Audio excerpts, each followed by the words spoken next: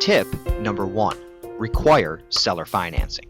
In 2015, it was reported that between 60 and 90% of business for sale transactions included seller financing. A person wanting to sell will probably be required to carry back part of the purchase price if they wish to complete the transaction. Tip number 2. Consider an earnout. An earnout can be used as a solution to a pricing gap between the buyer and seller. The buyer's payments to the seller, hence the final price paid, will be adjusted up or down depending on the performance of the business for an agreed upon period after close of escrow. Tip number 3. Figure in the cost of the business makeover. Part of the challenge in knowing how to buy a business is to evaluate the changes needed so a company can be adapted for the current business and social climate. When placing a value on a business, it's important to consider the makeover costs and perhaps adjust the offering price accordingly.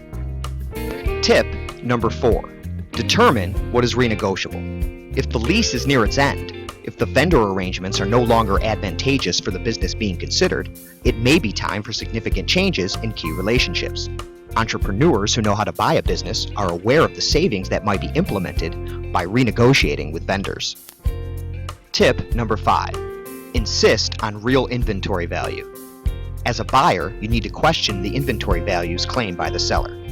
Buyers should purchase only items that have use and value for the business.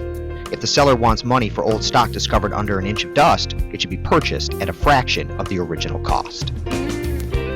If you'd like to learn more, visit bizben.com, where you'll find thousands of California businesses for sale and wanted to buy, as well as resources, articles, discussions, and more informative videos. Visit bizben.com today.